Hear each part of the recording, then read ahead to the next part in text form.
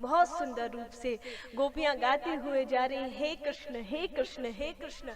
और ऐसा गाते गाते गोपियां पहुंच गई भगवान श्री कृष्ण के पास। तो मेरे प्रभु है ना, अपनी वैड़ू के छिद्रों को आच्छादित किए हुए बांसुरी बजा रहे थे, और गोपियों के झुंड भगवान ने अपनी ओर आते हुए देखे।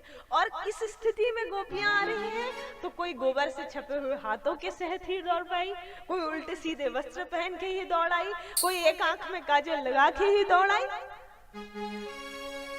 जैसे ये स्थिति में भगवान ने देखा, भगवान ने सोचा कोई ना कोई बात तो है ही, तभी तो गोपियां इतनी घबराई हुई दौड़ी चली आ रही हैं। भगवान ने कहा, गोपियों क्या बात हो गई, ब्रज पर कोई संकट आ गया, तुम्हारे ऊपर किसी ने कुछ कर दिया, तुम लोग ऐसी घबराई हुई दौड़ी हुई क्यों भागते हुए आ रही हो, क्या बात हो गई, क्या बात हो गई, कोई संकट आया है क्या? गोपियों ने कहा, अरे कृष्ण, संकट प्रभु ब्रज पर नहीं आया है, संकट तो हमारे हृदय में आया है गोविंद। आपने जो बांसुरी बजाई है ना प्रभु, और उस बांसुरी की तान जैसे हमारे कानों तक पहुंची है, एक क्षण भी कृष्ण हम अपने घर में ना रुक पाए, आपके दर्शन के लिए दौड़ी चली आई। जिस स्थिति में थी उसी स्थिति में दौड़ी चली आई। भगवान ने कहा, अच्छा कहा। जब गोपियों ने ये भाव रखा तो प्रभु को थोड़ा अच्छा नहीं लगा। क्यों नहीं लगा?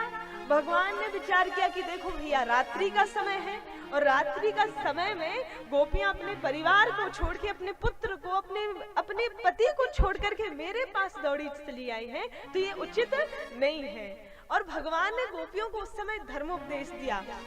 भगवान ने कहा, देवियां आप लोग आई हैं वो बात तो ठीक है, लेकिन एक बात बोलूं, जो स्त्री अपने घर में रह कर के संयम एवं नियम पूर्वक गृहिणी धर्म का पालन करती है ना, वो स्त्री श्रेष्ठ मानी गई है। जो स्त्री अपने घर में रह के अपने पति में, अपने पुत्र में, अपने परिवार में अपना तन मन धन लगाती है, वो स्त्री महान मानी गई है, पवित्र मानी गई है। हे देवियों, आप लोग यहाँ पर आई तो सही हो मेरे दर्शन करने के लिए, वो तो सब ठीक है, लेकिन गोपियों बात इतनी है कि इतनी रात्रि को अपने घर और परिवार को छोड़ करके मेरे पास आना ये उचित नहीं है।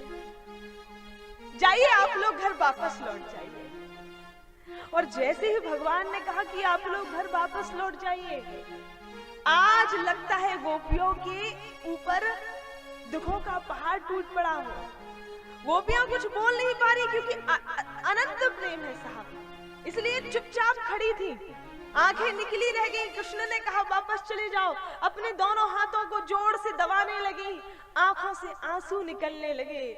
और थोड़ी देर बाद गोपियां कहती, वाह कृष्ण, हमने जगत की परवाह नहीं की, हमने अपने परिवार की परवाह नहीं की, हमने ये नहीं सोचा कि हमारे पति क्या कहेंगे, हमने ये नहीं सोचा कि हमारे घर वाले क्या कहेंगे, हमने ये नहीं सोचा कि दुनिया हमें क्या कहेगी। हम सब चिंताएं एक तरफ रख करके कृष्ण आपके दर्शन के लिए दौड़े चले आए, आपसे मिलन के लिए दौड़े चले आए, और आप भी आज हमें ठुकरा रहे हैं, आप भी कह रहे हैं कि हम वापस लौट जाएं। और प्रभु, पति सेवा की आपने जो बात की है ना, वो हम गोपियां मानती हैं, हमें वो बात शिरोधार्य है, लेकिन भगवान आप ही बताइए कि हमारे तन के पति, हमारे शरीर के पति तो हमारे घर में बैठे हुए हैं, पर गोविंद हमारी आत्मा के पति तो सिर्फ आप हैं, हमारी आत्मा के स्वामी तो सिर्फ आप हैं प्रभु। और हमारी आत्मा बस एक ही चीज कहती है कि केवल कृष्ण की ही दर्शन की जाए, केवल कृष्ण की ही सेवा की जाए। अब आप बताइए हम करें तो क्या करें? और आप कहते हैं ना वापस लौट जाएं, वापस लौट जाएं, तो चाह कर भी वापस नहीं लौट सकते। भगवान ने कहा क्यों?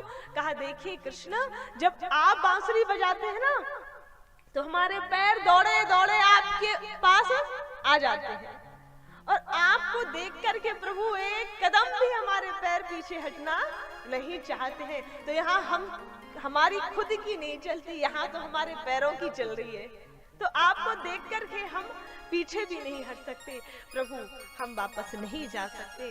भगवान ने फिर से समझाया, पर गोपियां नहीं मानी, बार बार समझाया, गोपियां नहीं मानी। और आज प्रभु ने ये विचार किया कि यदि मैंने गोपियों को जाने के लिए ज्यादा विवश कर दिया तो मुझे निश्चित पता है कि आज गोपियां अपने प्राणों का त्याग कर देंगी।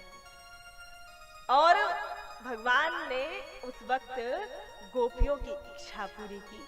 कहा जाए तो गोपियों के इस अलौकिक प्रेम के सामने, उस अद्वितीय प्रेम के सामने, उस अनंत प्रेम के सामने आज हमारे ठाकुर जी झुक गए। भगवान जहां प्रेम का दर्शन होता है प्रभु वहां झुकते हैं, और आज गोपियों के प्रेम के समक्ष परमात्मा ने झुकना स्वीकार कर लिया।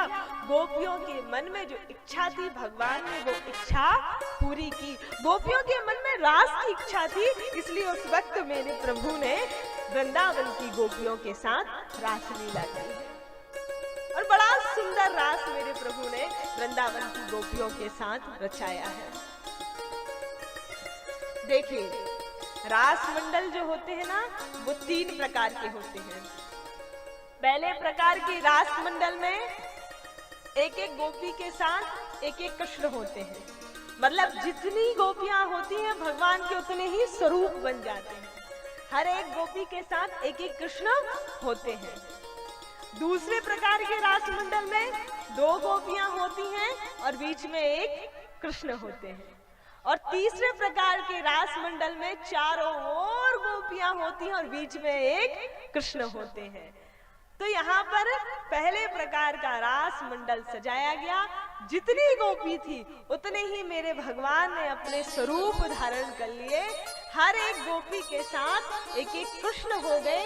शरतकालीन रात्रि को भगवान बड़ा सुंदर रास गोपियों के साथ रचाते हैं और बड़ा प्यारा रास मेरे भगवान ने गोपियों के साथ किया है। जितनी गोपी थी उतने कृष्ण हुए और रास प्रारंभ होता है वृंदावन में शरतकालीन रात्रि को निधि वन में। आहा दिव्य रास। भगवान बड़े सुंदर लग रहे हैं।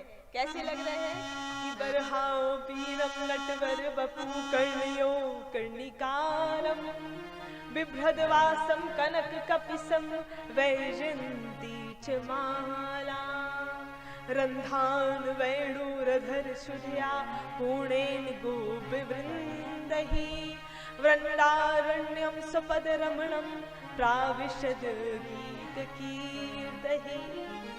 बड़े सुंदर मेरे भगवान लग रहे हैं। सिर पर मोर मुकुट धारण किए हुए, कानों में कड़ेर के पीले पुष्प शोभायमान है, गले में पुष्पों की माला है, पीला पीतांबर वस्त्र ओढ़े हुए हैं और कमर में करधन है, हाथ में बांसुरी है और अपने कोमल कोमल करांगुलियों से मेरे प्रभु वेणु के छिद्रों को आच्छादित किए हुए बांसुरी बजा रहे हैं। और उस बांसुरी की तान पे गोपियां अपने पैरों की पायल जो होती है उनकी ताल दे करके छम छम करती हुई नाचती हैं और वृंदावन में सुंदर रास।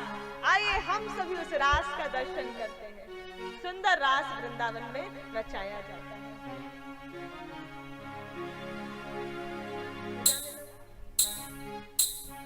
आज शाम रास